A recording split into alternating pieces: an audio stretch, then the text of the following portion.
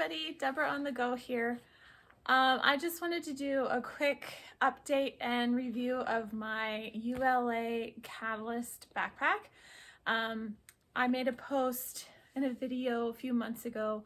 I got this for Christmas, and so I did a quick little overnighter and did a little review. And since then I've had a lot of people asking me if I've been able to actually use the bag and what I think of it, and to give another review. So I just got back from 6 days and 5 nights on the West Coast Trail on Vancouver Island. If you don't know what the West Coast Trail is, either do a quick Google search or just hit the subscribe button so that you can see my upcoming videos that I took of that trip. But it is a 75-kilometer trip along the coast of Vancouver Island, and it's incredibly rugged. There are tons of ladders to climb up and down. It's a tough trail. Definitely the toughest thing that I've ever accomplished so far in my hiking and backpacking career. But it was the first trip that I was able to actually really use this pack, and so I just wanted to give you my thoughts and the things that I learned about this pack while on trail, since so many of you have been asking for an update. So this is the ULA Catalyst. So it is the 75-liter bag, and it is rated for up to 40 pounds. And I started the trail at a rough, just under 40. I think I was at 38 pounds-ish. That's all in, that's including water and food. One thing that I did do right away when I first started packing the bag was I changed up this cording. This cording actually came, there's 2 more loops, so it did loop all the way down, and I just found that the cording was not quite loose enough to really allow me to freely get anything inside the big pouch. So this pouch actually holds quite a lot, but the cording was so tight I couldn't actually easily fit anything in there. So I undid the cording and I just took it off the bottom 3 loops and just had it here. And it does have these, I guess these are meant for the poles, but one thing I did realize is that the fuller this is, the more round this becomes, and then these are not easily accessible to pack your poles with. So it was just easier to put them through this cording. But other than that, I didn't really use the cording, and I may end up actually even taking it off altogether. I haven't really decided yet. It is nice to have just to be able to clip carabiners too. However, I ended up clipping most of my carabiners, like this one here, to the actual loops that the cord is through anyway. So yeah, I may take that cord off. I really liked the deep pockets. So on one side I would carry 2 water bottles and my sit pad. On the other side I would carry a 1-liter water bottle, my tent poles, and my miscellaneous things like my tripod, stuff like that. I find that they're quite big and they're deep, and they have this pull cord so that you can tighten it if it's not already tight already. And then we have this pull strap just to keep things cinched in. And the pack on the inside, again, 75 liters. This is about how tall I had it the whole time. I do have it rolled down quite a bit. It does stick up, you know, about to here, so I could have put a lot more in there, but I was trying to have my pack stay not too far above this purple line. Really loved how this pack, it packs wide and deep rather than tall, so this was never really above, you know, ear line, which I found to be perfect. It also has this strap here, so like during the day when I would take my raincoat off, instead of stuffing it in the front or opening the whole entire bag and sticking it in there, I would just stick it under this strap and hold it on that way, and I found that to work really well.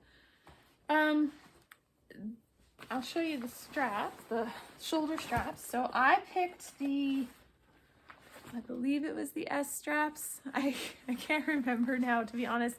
ULA gives you the option of S straps or J straps, and I believe I chose the S straps, but I could be wrong. But they are not adjustable, so they are what they are. But the ULA packs are all customizable, so you customize them to you take your own measurements and order according to your size. So these don't really need to be adjustable. But what I did find is, because of that, the adjustability is in the hip belt and the lift loaders.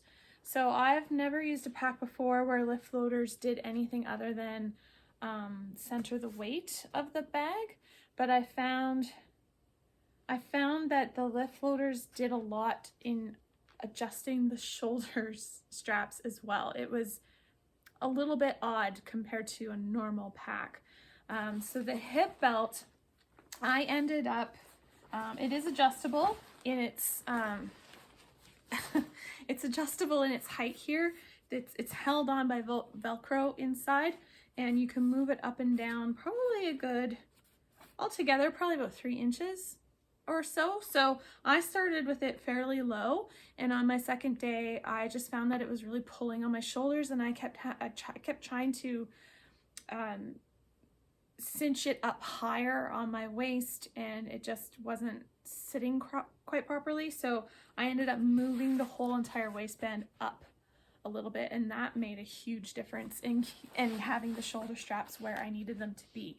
So the adjustability is in the hip belt. So if the shoulders are not sitting properly, or they're pulling, instead of adjusting the shoulder height, you're actually adjusting the hip belt height, which essentially does the same thing. You know, you would, in a traditional pack, if they're not sitting right on your shoulders, you would lower your shoulder straps down. But in this pack, you move your hip belt up, which essentially brings the pack down, if that makes sense. So I found once I had my hip belt in the right position, and I had my lift loaders in the right position, I had zero pulling on my shoulders. This pack was so incredibly comfortable. Like I said a little earlier, the West Coast Trail has tons of ladders you got to go up and down. There are tons of obstacles that you're climbing over logs and roots and rocks. Like, there's a lot of movement in the upper body on this trail, and I did not feel this pack move. In a traditional bag, you can feel them doing this on your back or going back and forth. Like, you just, in my experience anyway, with a traditional bag, I can feel it moving around as I'm walking, never mind climbing over obstacles.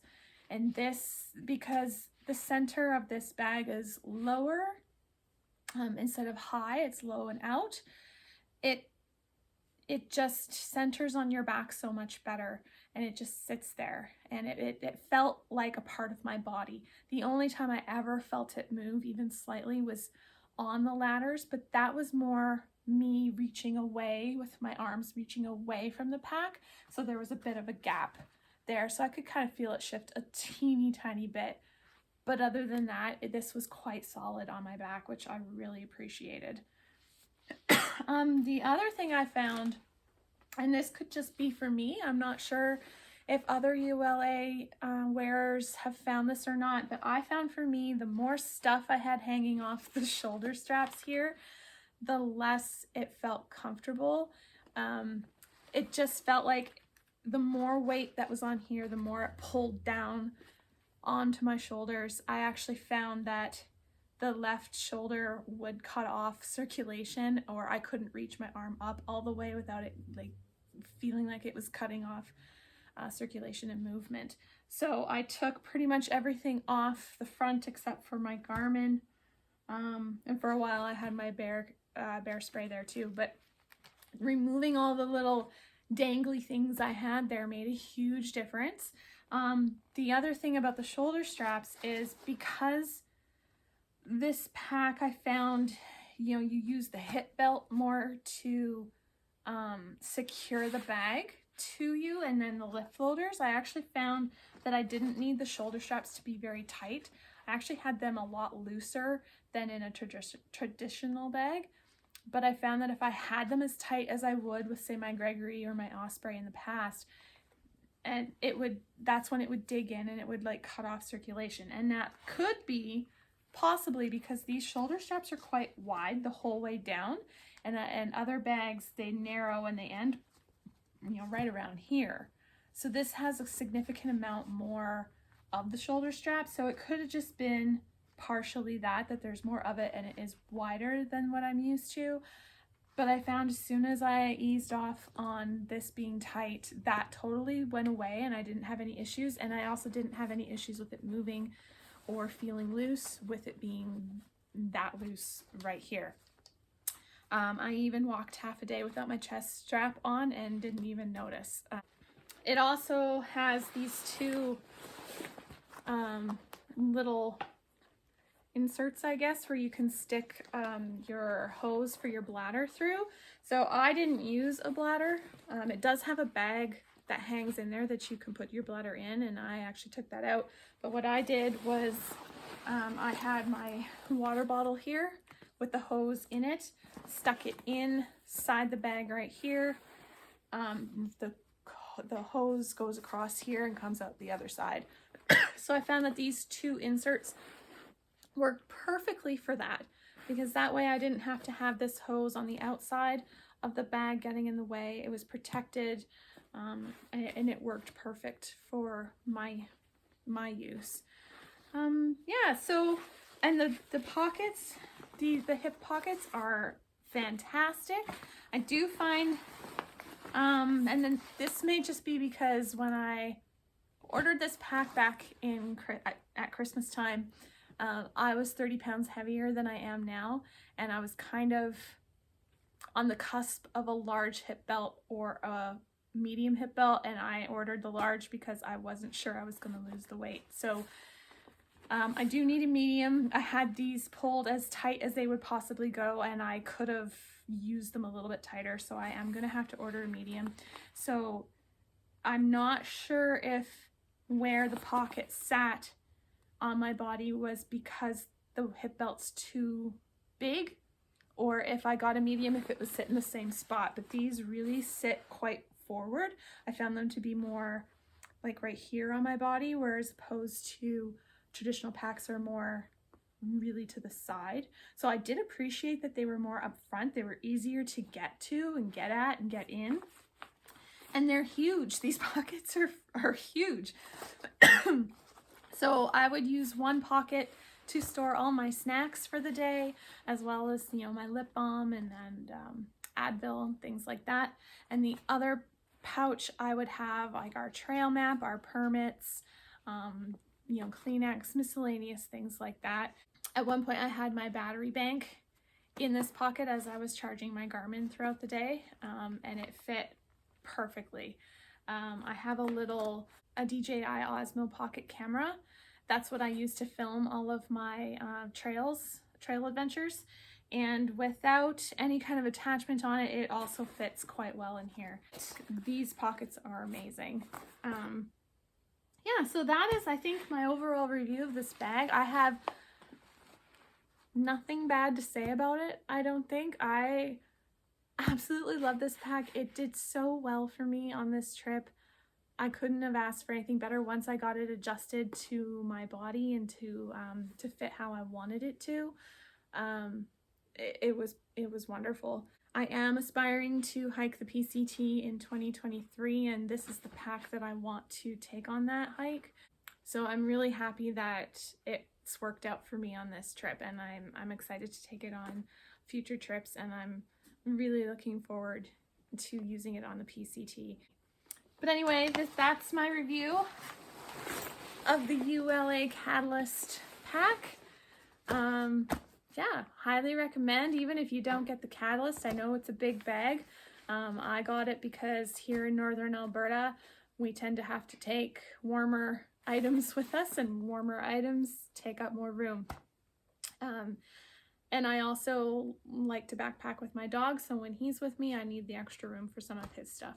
So yeah, even if you didn't get the Catalyst, you know, they still have the Circuit and the Ohms, and ULA has quite a good lineup right now.